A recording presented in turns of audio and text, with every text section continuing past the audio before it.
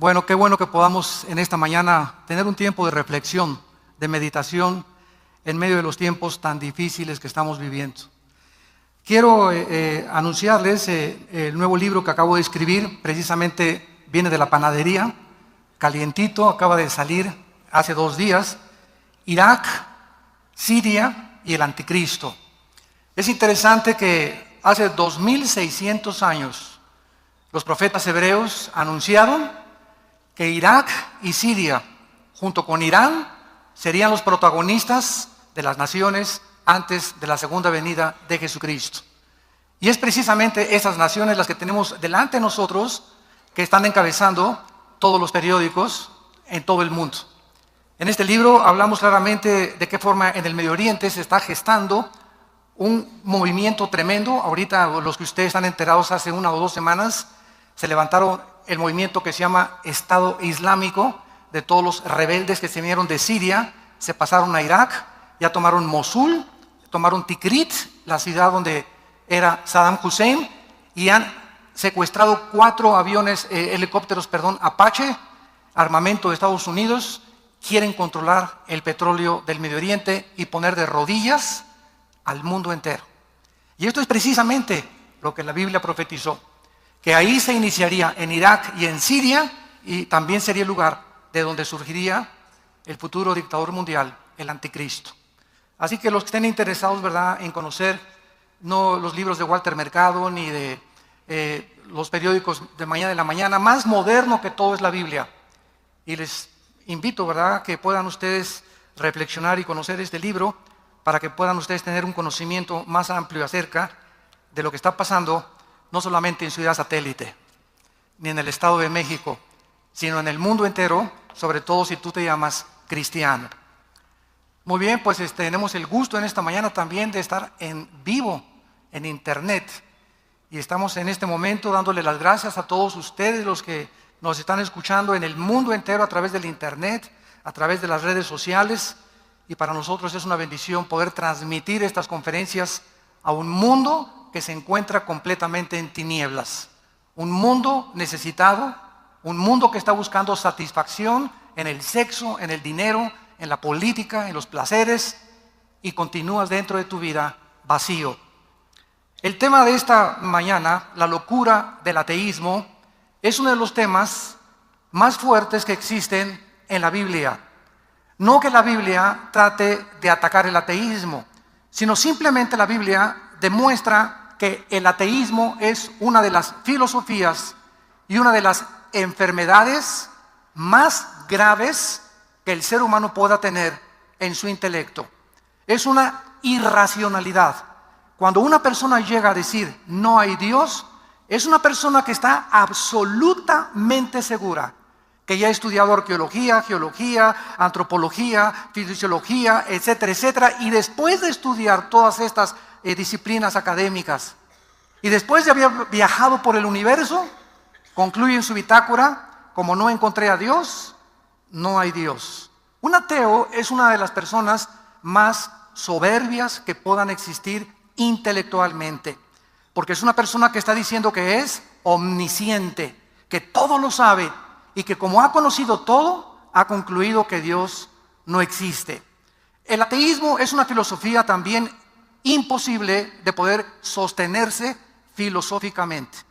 Desde hace algunos años Dios me ha llamado a tener debates con ateos, con agnósticos, con escépticos, y siempre me he encontrado con personas que me dicen: bueno, yo soy ateo porque mis maestros en la universidad, en la Facultad de Filosofía y Letras, en la Facultad de Economía, me dijeron que Dios no existía, y hace algunos años el sistema marxista, la dialéctica marxista o comunista, se hizo muy famosa en el mundo porque comenzó principalmente después del año 2000 las naciones a desilusionarse con el modelo de la democracia de los Estados Unidos de Norteamérica. Como los Estados Unidos ganaron la Segunda Guerra Mundial, durante casi todo el siglo XX se adoptó la democracia como el sistema perfecto. Y los Estados Unidos y otras naciones de Europa quisieron también implantar estos sistemas en naciones como en el Medio Oriente, donde vemos hasta este momento que ha sido imposible. Bueno, las democracias comenzaron a diluirse Y ahora tenemos países que dicen que son democráticos, pero es solamente con la pura apariencia. Porque los que se dicen ahora democráticos, es mentira que el pueblo sea el que vote por los gobernantes. Es la pura fachada. Nos enfrentamos a un sistema que tampoco ha funcionado. Entonces, mucha gente se voltea al otro lado y trata de encontrar en las políticas de izquierda, en el comunismo, evolucionismo, humanismo, pluralismo, etcétera, etcétera, una respuesta. Porque necesitamos tener respuestas. Pero como no conocen estos sistemas, caemos involucrados y como borregos, la mayor parte de las personas sigue una filosofía sin jamás haberla estudiado. Es mi propósito, damas y caballeros, en esta mañana y con mucho respeto, poder mostrarles a ustedes la irracionalidad filosófica y lógica del ateísmo, para que ustedes mismos puedan deducir y puedan ustedes concluir. Porque toda esta información, estoy seguro, la mayor parte de ustedes, los que dicen ateos y nos ven por televisión o nos escuchan en las redes sociales, ni siquiera son ateos. Muchos son agnósticos. ¿Quién es una persona agnóstica? Una persona que no sabe si existe Dios. Un ateo es una persona que está segura, ya estoy seguro, Dios no existe. El agnóstico dice, no sé si existe. Y el escéptico dice, dudo que exista Dios. Entonces hay una grande diferencia en estas tres posiciones intelectuales. Muy bien, si hay un Dios, y es verdad que hay un Dios, ¿por qué hay ateos? ¿Por qué hay personas que llegan a clasificarse dentro de esta situación? ¿Por qué si en el siglo pasado, cuando el mundo llegó a una tecnología impresionante, la bomba atómica, la fisión nuclear, las computadoras, la cibernética, ¿por qué en este mundo de tecnología y de avances científicos tan enormes a los que hemos llegado, por qué es el siglo donde más ateos han surgido? Antiguamente, estamos hablando del siglo XVI, XVII, XVIII, tenemos a Blaise Pascal, uno de los sabios astrofísicos, matemáticos más grandes de la historia, completamente cristiano.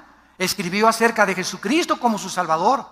Isaac Newton, que descubrió las leyes de la relatividad, escribió libros acerca del Tratado del Apocalipsis, confesando en cada universidad de Europa que Jesucristo era su Señor y Salvador. Alberto Einstein, el grande más sabio del siglo XX, aunque nunca reconoció que era cristiano, él dijo, yo no soy ateo, porque Dios no juega a los dados con el universo. Luis Pasteur, y así podemos mostrarles a grandes hombres, porque ahora los ateos últimos del siglo XXI y finales del siglo XX dicen que la persona que cree en Dios es una persona irracional. O sea, nos quieren voltear la tortilla y ahora nosotros, los que afirmamos que existe Dios, somos los tontos, los ignorantes, como decía Cantinflas, los iletrados y deslustrados.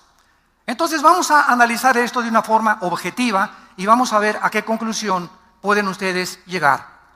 El ateísmo es un tema muy interesante de estudiar, porque en los ateos existe una obsesión, pelearse y enojarse contra alguien que no existe. Ya partiendo desde este punto, como acabó Jean-Paul Sartre, el filósofo ateo de los 60 del siglo pasado, y le dijo a su hija antes de morir, toda mi vida reconozco que la he gastado luchando contra alguien que no existe. Esto ya es, dijo Sartre, irracional desde el punto de vista filosófico. Pelearse y enojarse contra alguien que no existe es gastar tu energía, tu vida, tus dones, tus habilidades contra lo desconocido, contra lo invisible. Los apóstoles del ateísmo, vamos en primer lugar a mencionarlos, los últimos apóstoles del ateísmo, junto con los más grandes ateos de los siglos pasados. En primer lugar tenemos al que encabeza el ateísmo en el siglo XXI, Richard Dawkins, profesor de la comprensión pública de ciencias en la Universidad de Oxford, Inglaterra. Es el campeón del ateísmo moderno. Su libro más famoso se llama La ilusión de Dios. Tenemos a Friedrich Nietzsche, podría llamarse el padre de los ateos. Murió en el año 1900. Él se hizo famoso con la frase, Dios está muerto. Nietzsche escribió El Anticristo, Así hablaba Zaratustra, He aquí el hombre, La genealogía de la moral, etc. La filosofía de este filósofo alemán ateo atacaba e iba directamente contra la Biblia y la persona de Jesucristo. Nietzsche dijo esto de Jesucristo: Jesucristo fue un hombre que no tenía fuerzas para enfrentarse a sus enemigos, pues sus ideas de la humildad y de la mansedumbre son anticuadas. Por eso fracasó en su misión y por eso lo crucificaron. Bueno, esta es la forma en la que este hombre pensaba. El ideal de Nietzsche, que es el padre, repito, de todos los ateos del siglo XX, era crear un superhombre, lo opuesto a Jesús. Nada de manso, nada de humilde, ninguna cualidad moral más que la que tú puedas establecer. Esta filosofía influyó en Adolfo Hitler, en Nikolai Lenin, el nazismo alemán, en el comunismo y en el fascismo. Las ideas de Nietzsche dieron lugar y fundaron la plataforma para que las ideas filosóficas que más vidas costaron en el siglo XX provinieran de él. Nietzsche y Sigmund Freud, el doctor vienés, fue un hombre que también, junto con Nietzsche, en el siglo XIX, estaba absolutamente seguro que la famosa teoría de Carlos Darwin de la evolución crearía un superhombre. Nietzsche fue internado en un hospital psiquiátrico y murió en la homosexualidad. Para Nietzsche, la muerte de Dios significa la muerte de todos los valores. Como dijo Dostoyevsky, el gran escritor cristiano ruso, si Dios está muerto, todo es permitido. Si Dios no existe, no hay moral. Si Dios no existe, venimos y somos el resultado de una selección natural o de la evolución o de los animales. Y si Dios no existe, no hay propósito ni significado moral en nuestras vidas más que el que cada quien se pueda adjudicar. El homosexual puede decirte: este es mi estilo de vida, tú no te metas conmigo. La persona que le gustan las mujeres puede decirte: a mí me gustan las mujeres, no te metas conmigo. El ladrón puede decir: el papa roba, el presidente roba, el gobernador roba, se trata de robar, todo el mundo es una bola de tranzas y de ladrones y de engañadores. De eso se trata la vida, vamos a robar. ¿Para qué voy a ser decente? ¿Para qué voy a ser honesto? ¿Para qué le voy a ser fiel a mi esposa? Si aquí se trata del que el que no tranza no avanza, vamos entonces a transar. Entonces, completamente los valores morales y los principios espirituales son derrumbados, damas y caballeros, cuando no tenemos un cimiento y cuando no tenemos convicciones de que hay un Dios que nos creó como agentes morales, responsables delante de Él, y está escrito que el juicio viene y seremos presentados en el juicio de Dios, todos los seres humanos, para dar cuenta de lo que hicimos mientras estábamos en el cuerpo. Tenemos a Sigmund Freud, 1856-1939. Freud fue un hombre que recogió ideas ateas de un hombre llamado Ludwig Feuerbach y las aplicó en el campo de la psicología. O sea, sacó el ateísmo de Feuerbach y lo introdujo en sus ideas de la mente o de la psique del hombre. En su libro El futuro de la ilusión, Sigmund Freud escribe: la idea de Dios no es más que un deseo cumplido, una infancia neurótica para un consuelo cósmico. La idea ilusoria de la mente humana alejada de toda verdad y de la realidad. Sigmund Freud, al hacer a un lado a Dios, al sacar de la ecuación el diagnóstico que la Biblia nos dice, porque la Biblia es el único libro que nos dice quiénes somos, de qué estamos formados.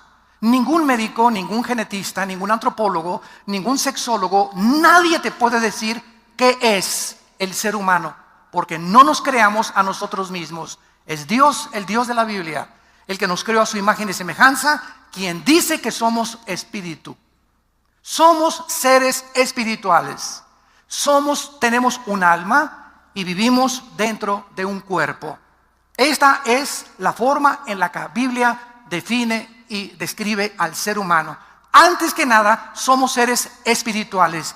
Por lo tanto, Cristo, cuando vino al mundo, dijo estas palabras sabias dirigidas a Satanás: no solo de pan vivirá el hombre, mas de toda palabra que sale de la boca de Dios.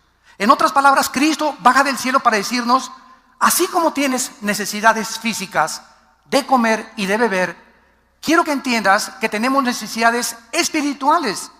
Y estas necesidades espirituales no pueden ser satisfechas a través de la meditación trascendental, uniéndote a una religión, a través de drogas alucinógenas, buscando por acá y por allá cuál es el propósito y significado de la vida.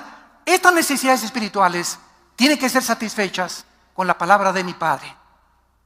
No solo de pan vivir el hombre, Cristo nos viene a revelar que hay una necesidad más profunda que el hambre y que la sed humana, la necesidad de alimentar nuestro espíritu. Porque el mundo se encuentra como se encuentra, damas y caballeros, porque el mundo entero, como Freud, atribuyen los problemas a la psique, a la mente, y no saben que el problema del hombre es espiritual, es mucho más profundo que el diagnóstico que investigadores como psiquiatras y psicólogos y sociólogos o antropólogos han tratado de poder explicar la conducta del ser humano. Entonces la Biblia nos responde que somos espíritu, y este espíritu solamente Dios lo puede satisfacer. Por eso tú puedes tener dinero, puedes llegar a ser gobernador, puedes llegar a triunfar y llegar al éxito. Y cuando llegues al éxito, seguirás vacío espiritualmente. Sabrás que algo te sigue haciendo falta, que no es suficiente el éxito y el aplauso y el dinero y los millones. Vean ustedes, los artistas, los deportistas, los políticos, llegan a la cúspide de lo que todo mundo cree que es el punto de alcanzar la felicidad. Y mientras más alto llegan, más rápido se descomponen. Casi todos acaban en las drogas, en el adulterio, en la homosexualidad, en los placeres. ¿Por qué? Porque nada puede satisfacernos más que Dios. Y Dios envió a su Hijo a enseñarnos el camino para poder encontrarnos junto con Él. Tenemos también a Carlos Marx. Carlos Marx, 1818-1883, aceptó también la filosofía de Feuerbach y de Nietzsche. Carlos Marx, antes de que conociera a Nietzsche, enseñó que el ser humano busca un superhombre en la fantasía del cielo y no encuentra a nadie más que él mismo. El abuelo de Marx era rabino judío. La madre de Marx, su padre, pertenecía a la iglesia luterana en Alemania. Marx estudió filosofía en Berlín, fue influenciado con la enseñanza de que la historia eran simples imaginaciones humanas y que la persona de Jesús había sido inventada también en la imaginación del ser humano. Lo mismo que enseñó posteriormente Sigmund Freud, Nietzsche, Hitler, etcétera, etcétera. Después de Marx vino Arturo Schopenhauer. 1860 rechazó todos los argumentos de Dios. Su miserable perspectiva de la existencia humana lo llevó a afirmar que el suicidio era la solución para los problemas del ser humano. Algo que William Shakespeare, en su famosa obra Hamlet, escribió: ser o no ser. He aquí el problema. ¿Qué es más levantado para el espíritu?, escribió Shakespeare. ¿Sufrir los golpes y los dardos de la insultante fortuna, o levantar las armas contra un piélago de calamidades y, haciéndole frente, acabar con ellas? Morir, dormir, no más. Aquí tenemos a un literato, ¿verdad?, como William Shakespeare, ofreciéndonos una solución. ¿No te gusta la vida? Mátate. ¿No te gustan los problemas? Quítate la vida. Porque aquí la vida es sufrimiento. Aquí no es Reino Aventura ni Disneylandia. Estamos en un mundo controlado por espíritus, de acuerdo a la Biblia, del mal, que tratan de apoderarse de nuestras mentes, y estamos librando una guerra temporal. Estamos en un gimnasio en este planeta Tierra, donde Dios está forjando a sus guerreros y a sus guerreras, para que los que crean que Jesucristo es el campeón de campeones, Rey de reyes y Señor de señores, puedan vivir en la eternidad con Él.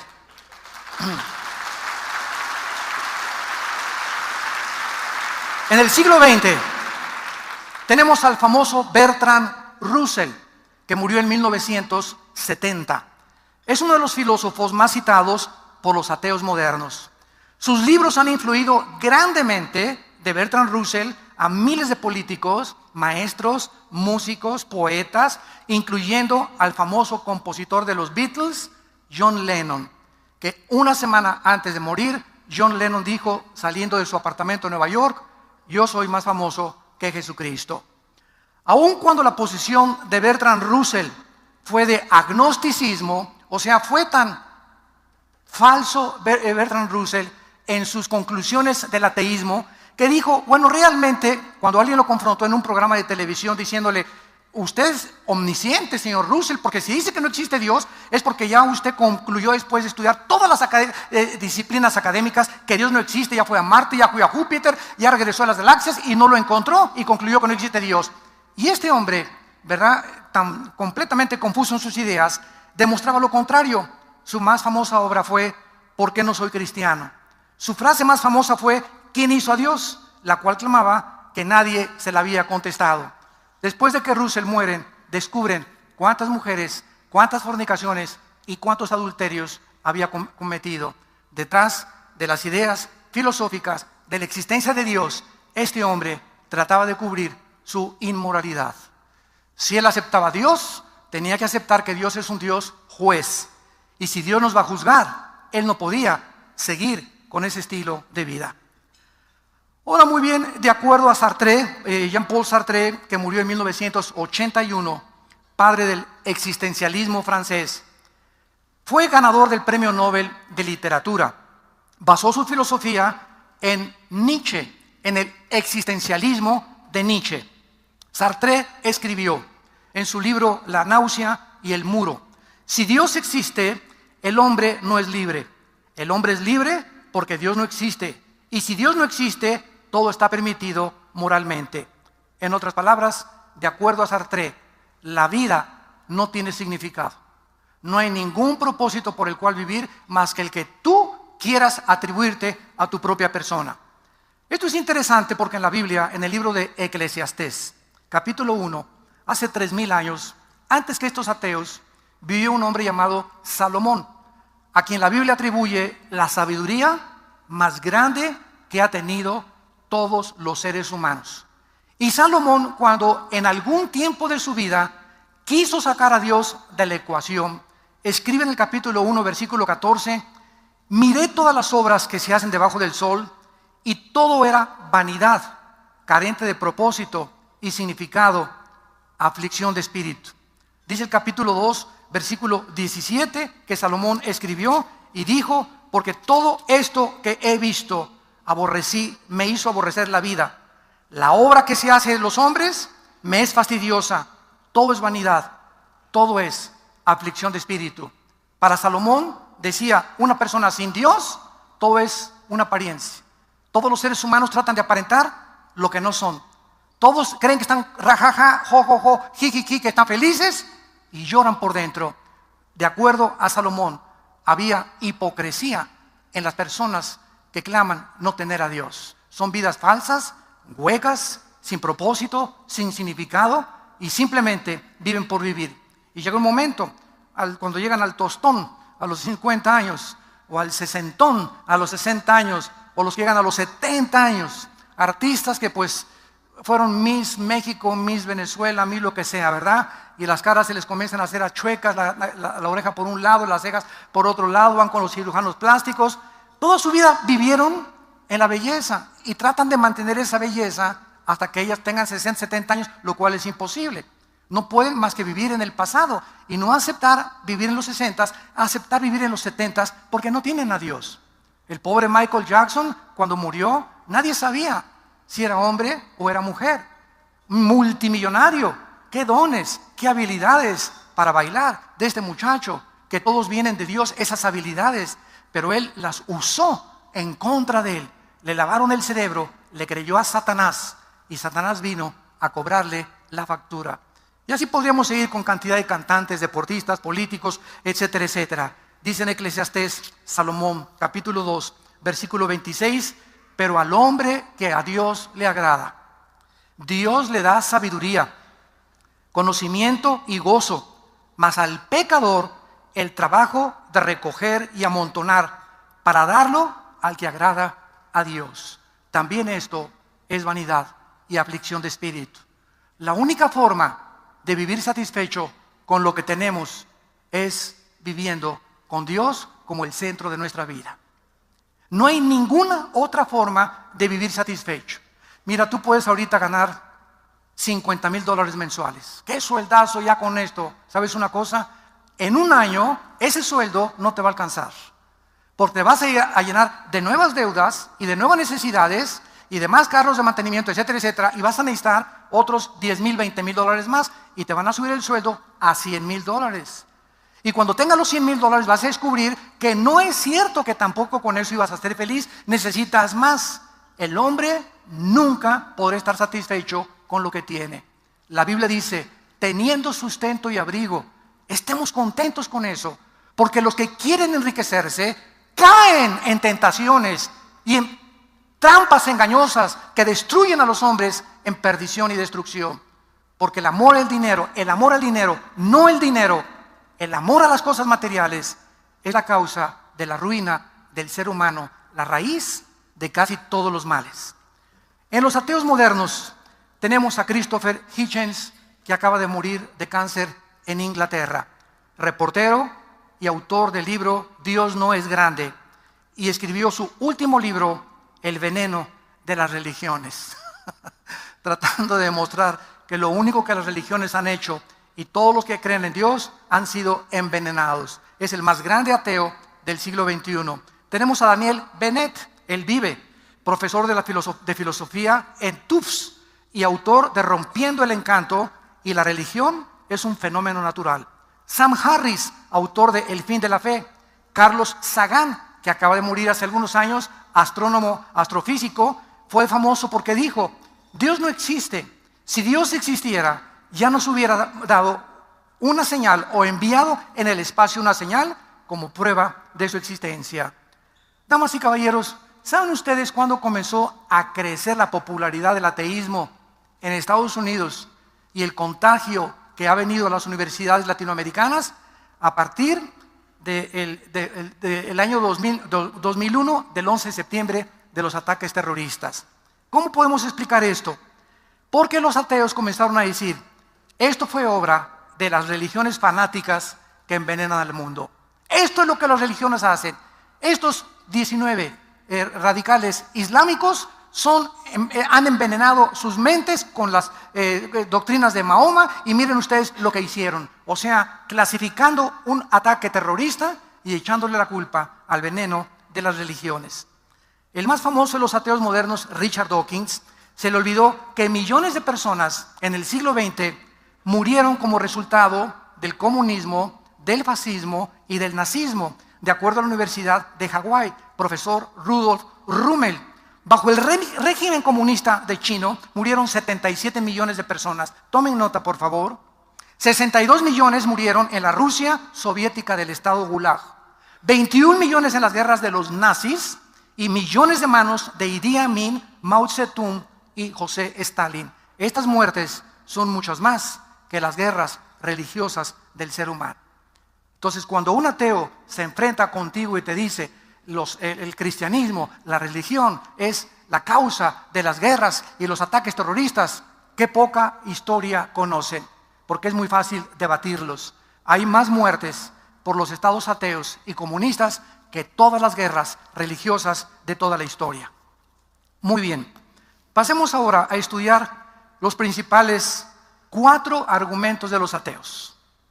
Si tú eres estudiante a nivel preparatoria y universidad, toma nota porque te van a brincar con uno de estos argumentos. El primero es que la existencia de Dios es incompatible con la existencia del mal. Si Dios es bueno y si Dios es misericordioso, ¿por qué hay terremotos?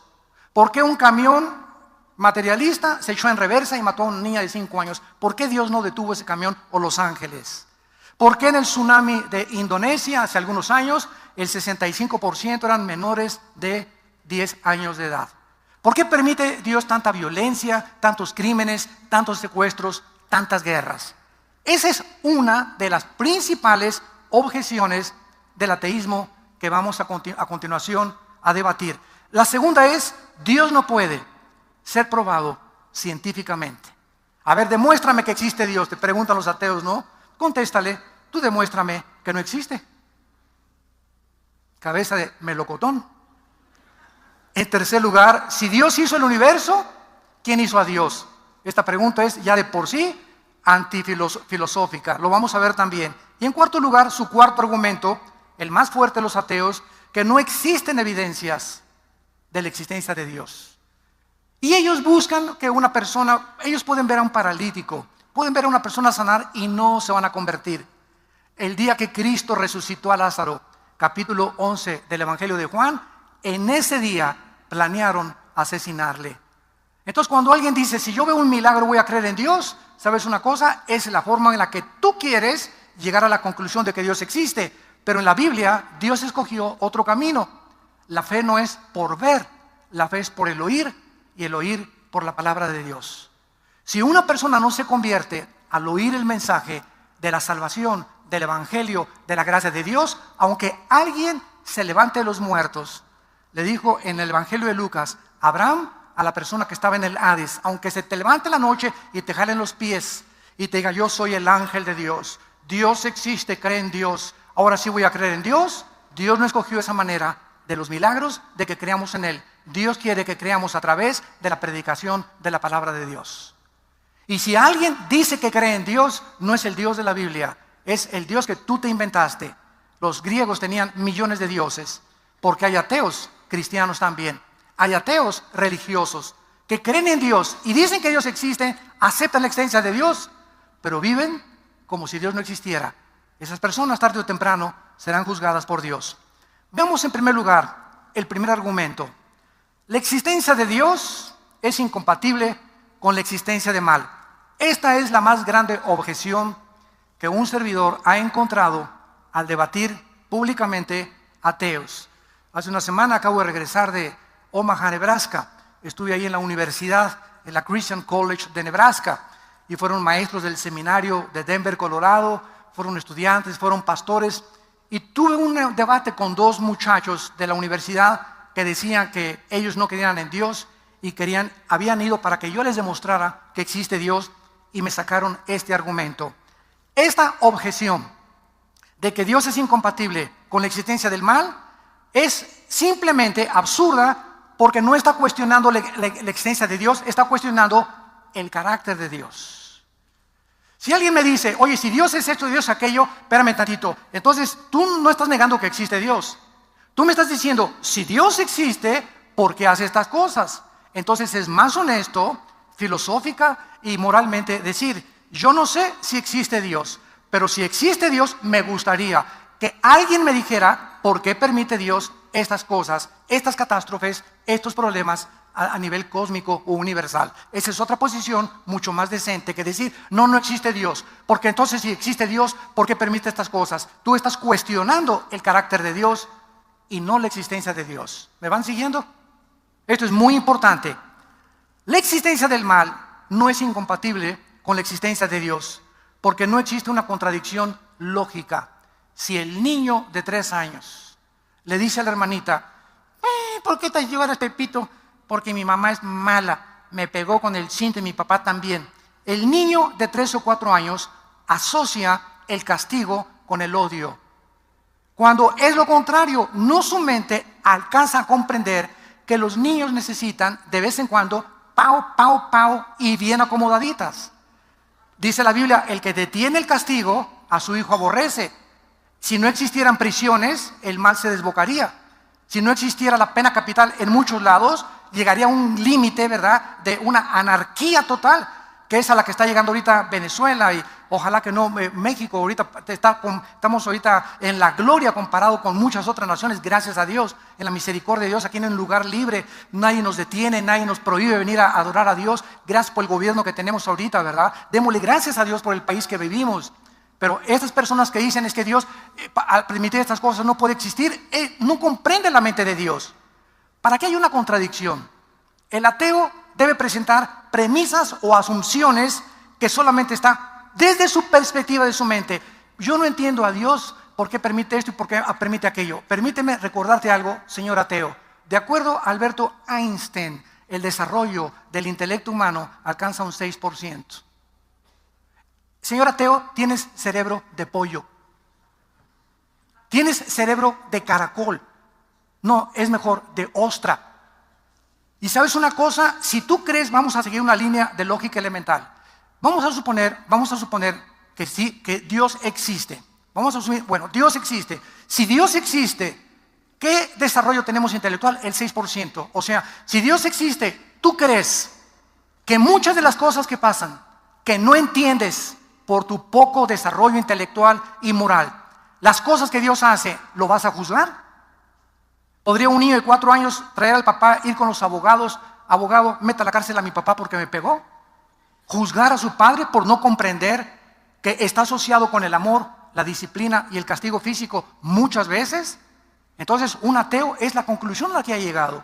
Reconozco que tengo cerebro de pollo comparado si Dios existe. Entonces, ¿sabes una cosa? Necesitas información. Necesitas venir a la Biblia y con un corazón honesto e íntegro decirle: Dios, no entiendo cómo manejas el universo. Pero no le digas: si yo fuera tú, manejaría mejor las cosas que tú. Si yo fuera tú y fuera Dios, puras palomitas y dulces y todos estarían en Disneylandia las 24 horas del día. No permitiría absolutamente el mal ni la entrada del mal al universo. ¿Sabes una cosa? Si tú sigues esa línea de lógica, entonces no existiríamos. Porque para que podamos existir, forzosamente tenía que haber el libre albedrío de escoger 2 caminos: el bien o el mal. Si Dios hubiera creado un universo donde hubiera suprimido la maldad completamente, nunca hubiera una rebelión angelical, nunca hubiera habido una enfermedad, ni nada, seríamos un universo de robots. Donde Dios nos hubiera programado, hubiera sido muy fácil que nos pusiera un código genético hereditario, un software, como los instintos que los tiene el león, los que los tienen los animales, los que tienen las hormigas. Toda la creación se guía por instintos.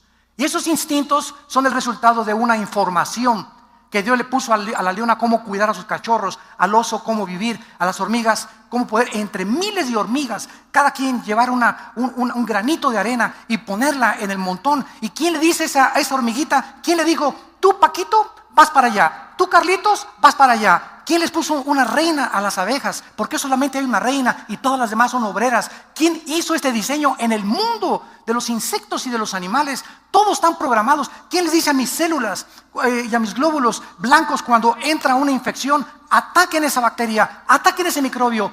¿Quién les da las órdenes? ¿Quién está detrás de toda esta información? Por el amor de Dios, Virgen del Socorro.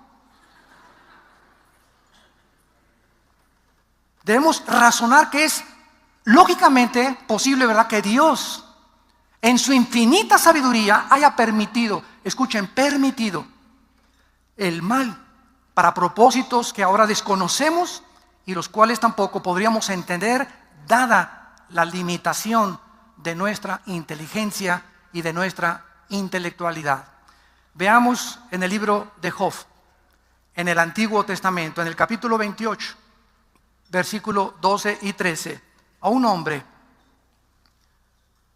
que de la noche a la mañana le fue arrebatada sus propiedades, su casa, sus hijos, y le quedaron pocos sirvientes. Era un hombre íntegro, era un hombre que amaba a Dios, porque fue escrito este libro en el tiempo del Génesis, de los patriarcas. La ley todavía no había sido dada por Moisés en el monte Sinaí. Y Job no entendía qué pasaba. ¿Por qué me pasó esto? ¿Por qué metió a mi hijo a la cárcel? ¿Por qué se murió mi niño? ¿Por qué se murió mi esposa?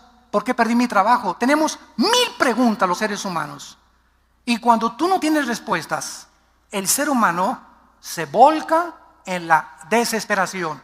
¿Qué hacen los seres humanos cuando se fue mi mujer con otro? Así son todas las mujeres. Pásame la del tequila Cuervo, compadre. Y se pone hasta atrás y amanece peor. O huyes hacia las drogas, o te vas con otras mujeres. Todas son igual, o mujeres van con más hombres, o se van a las drogas, o se olvidan de estas cosas, ¿verdad? Y siempre tenemos la tendencia a la desesperación. Cuando tenemos a Dios y a Jesucristo en nuestra vida, tenemos paz. Y sabemos que todas las cosas obran para nuestro bien, a los que amamos a Dios. Sabemos que eso que sucedió tiene un propósito escondido. ¿Y qué es la fe? Creer. ¿Qué es la fe? Creer que Dios está al control de mi vida, de mi esposa, de mis hijos, de mi destino. Y seguir caminando con esa paz que sobrepasa el entendimiento y seguir creyendo en sus promesas, aunque no entienda en mi mente intelectual. No necesito entenderlo, necesito solamente obedecerlo.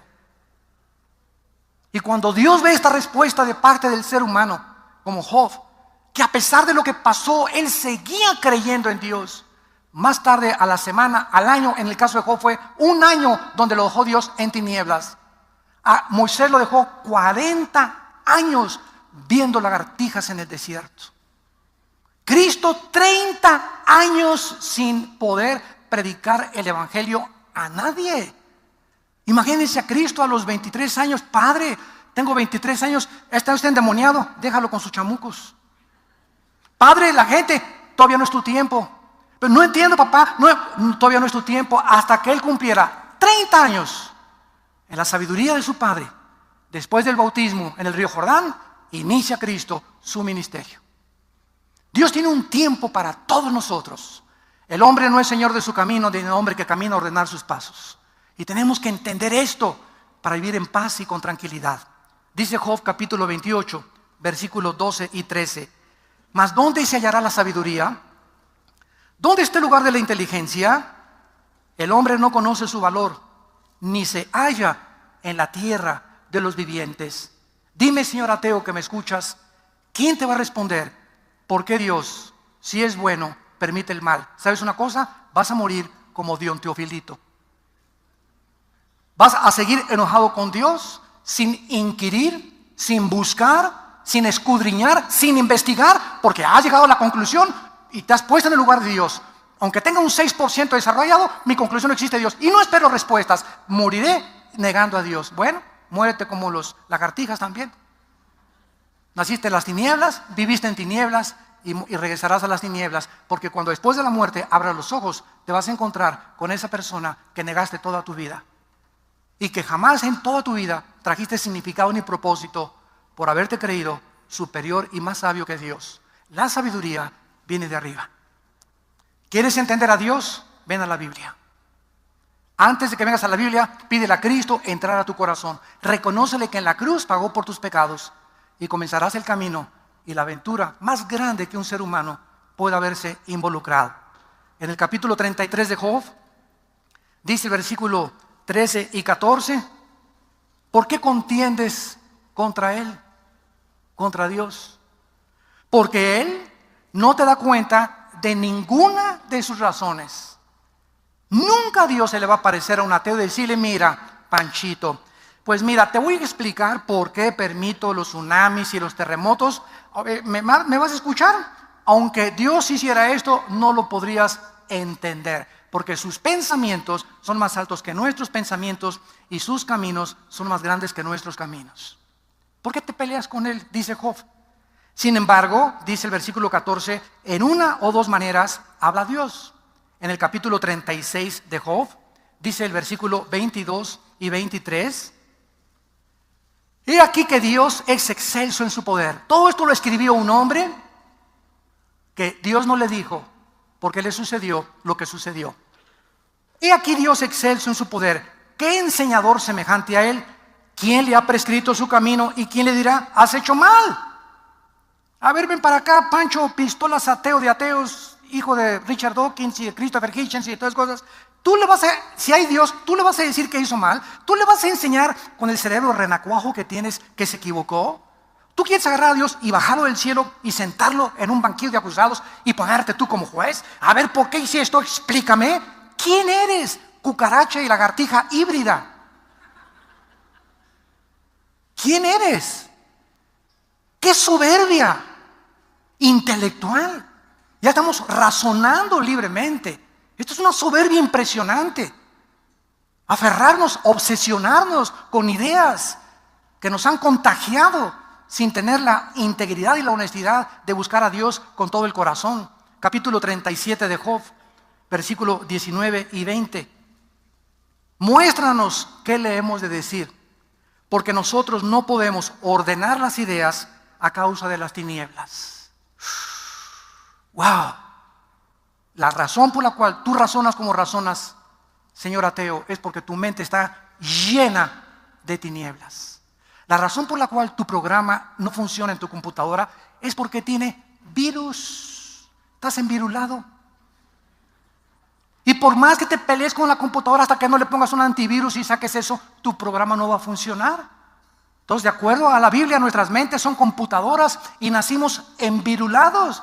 Por eso no razonamos ni entendemos las cosas que van más allá de nuestro entendimiento y nuestra finitud.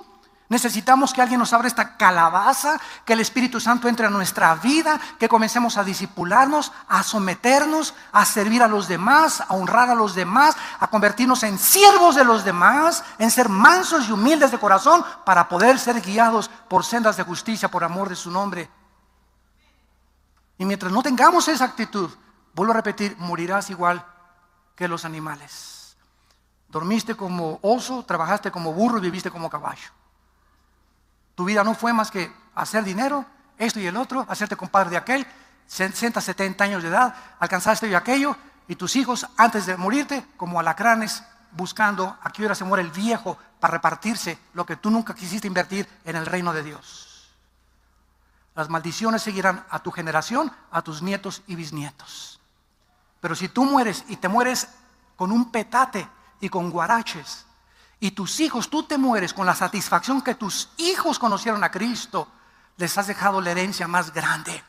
Porque a tus hijos nunca les faltará nada después. Él será su pastor. Dios los guiará, Dios los levantará, Dios los cuidará, Dios los fortalecerá. Porque esa es la herencia que nosotros necesitamos heredar a nuestros hijos, que estar seguros que tienen a Jesucristo en sus corazones. No podemos ordenar las ideas a causa de las tinieblas. Versículo 20, será preciso contarle cuando yo hablare, por más que el hombre razone, quedará como abismado. Vemos nosotros en tercer lugar que dicen que Dios no puede ser probado científicamente. Bueno, probar a Dios, señor ateo, bajo el criterio que tú tienes de que Dios no puede probar científicamente, la ciencia no puede mostrar nada más que lo que se puede observar a través de un laboratorio. La ciencia es empírica. En otras palabras, la ciencia no puede creer nada de lo que no oye, lo que no ve, lo que no palpa, lo que no experimenta, lo que no observa, lo que no ve. Para la ciencia, el mundo invisible, estamos en un mundo cuadridimensional de 4 dimensiones. Si hay un mundo invisible, espiritual, la ciencia no puede penetrar en ese mundo. Entonces, como dijo Einstein, un científico limitado es un científico ciego. Porque si tú no consideras que hay algo que trasciende lo que se puede ver, lo que se puede oír, lo que se puede sentir con los 5 sentidos, vas a estar limitado en tus experimentos científicos. Dios, ¿verdad?, no tiene absolutamente ninguna forma de ser demostrado empíricamente porque no se puede penetrar a esto. Como un ejemplo es, ¿a qué sabe el color azul? ¿A qué sabe el color azul? ¿Se puede demostrar que existe el amor? Demuéstrame científicamente que existe el amor. Bueno, esa es una actitud nada más, hasta los perros besan, ¿verdad? Exísteme científicamente que existe la belleza, que existe la lógica, que existe el mundo espiritual. La ciencia no puede penetrar en este mundo. Por lo tanto, la ciencia, señores científicos, con todo respeto, nunca podrá demostrarnos de dónde venimos. La ciencia jamás podrá demostrar cómo existió y se originó el universo. Porque para que sea científico tiene que ser observable y demostrable. Entonces rayan en teorías, hipótesis, filosofías, especulaciones, una explosión, esto y el otro. Muy bien, una explosión. ¿Y quién produjo la explosión? ¿Quién le hizo para que explotara el universo? ¿Qué consistencia de materia existía que produjo esa explosión? Ahora, si hubo una explosión y el universo fue hecho a través de una explosión accidental, la materia piensa. ¿Quién nos dio el pensamiento? Si la materia produce materia y la nada no produce nada, ¿quién produjo el pensamiento, la conciencia de los seres humanos? La materia no puede producir eso. Entonces, ¿cómo podemos llegar a esa conclusión tan absurda e irracional de que venimos de un mundo material o ser materialistas completamente?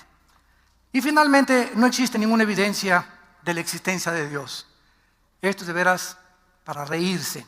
¿Qué clase de evidencia necesitas, Mr. Atheist, para poder demostrarte que existe Dios? ¿Ya examinaste las evidencias cosmológicas? O sea, el orden y el diseño que nos rodea tiene que tener forzosamente un diseñador y un ordenador, porque vivimos en un universo perfectamente afinado, como está afinado un motor de gasolina.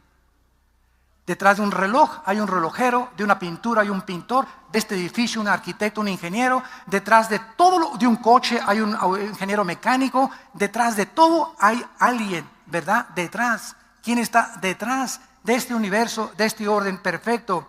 ¿Y estudiaste las evidencias teleológicas? ¿Qué significa? De la lógica, la razón y la teología que en esta mañana he tratado de lo mejor posible explicarte. ¿Ya estudiaste las evidencias cristológicas? La vida y la muerte y la resurrección de un hombre llamado Jesucristo. ¿Crees que fue una fantasía la resurrección de Cristo? Llegas a la conclusión inclusive que muchos ateos me han dicho que ni siquiera creen que existió Cristo cuando Él es el divisor de la historia. Les digo a los ateos, ¿en qué fecha estamos ahora? Te contestan, pues estamos a 22 de junio y está la Copa Mundial ahorita. No te estoy hablando de la Copa Mundial, te estoy hablando, ¿quién puede decir que Cristo es el que vino a dividir la historia? ¿Desde cuándo contamos el 2014? Desde que Cristo murió en la cruz. Antes de Cristo y después de Cristo. En la Navidad celebras a Buda, a Zoroastro, a Richard Hawkins, a Nietzsche o a Freud. ¿A quién celebras en Navidad? ¿A tu padrino? Celebramos a ese hombre que fue tan impactante su entrada en el escenario mundial que se paraliza la mayor parte de las naciones y nos invade un espíritu de amistad y de regalarnos unos otros a otros. ¿De dónde vienen esas cosas? La Semana Santa famosa, celebramos su muerte y resurrección. ¿Y estudiaste las evidencias científicas? ¿Científicas? Como maestro de escuela que me dijo, ¿usted es de esos doctorcitos cristianos que creen que venimos de una pareja? Y le contesté, ¿y usted es de esos que cree que venimos de chita? ¿O de un chango? Fue una universidad por acá cerca del Estado de México, hace como 12 años.